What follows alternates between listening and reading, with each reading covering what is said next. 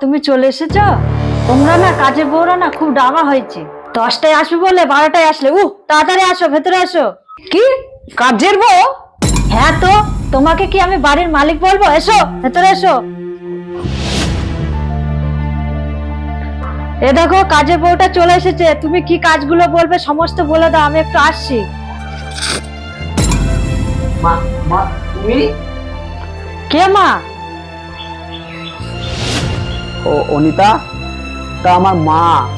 কে মা? মা কে মা? Sorry aunty. মা তুমি বসো।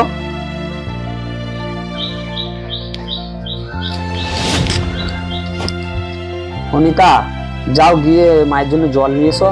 হ্যাঁ হ্যাঁ, যাই যাই যাই। কে মেয়েটা? মা, ওটা আমার গার্লফ্রেন্ড। গার্লফ্রেন্ড? তুই এর মধ্যে গার্লফ্রেন্ডও বানিয়ে ফেললি? আমাদেরকে কিছু জানানো প্রয়োজন মনে করলি না? না মা, আমি এই বলবো বলবো ভাবছিলাম। কবে বলবি? আমি যেদিন তোর বিয়ে ঠিক করব সেদিন বলবি? তুমি কি এমনি এমনি বিয়ে ঠিক করবে? আগে আমাকে জানাবে, তারপরে আমাকে ফটো দেখাবে, আমার পছন্দ হবে, তারপরে তো আমি বিয়ে করব। আচ্ছা। এই নিন।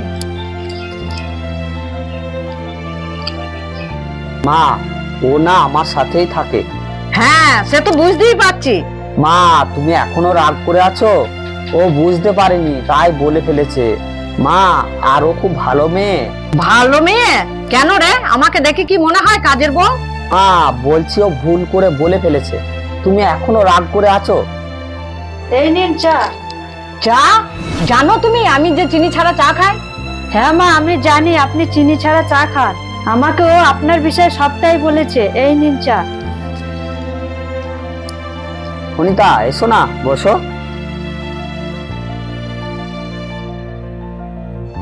মা, তুমি ওকে যা বলবো সব রান্না করতে পারে। তুমি কি খাবে বলো? এই নে ধর।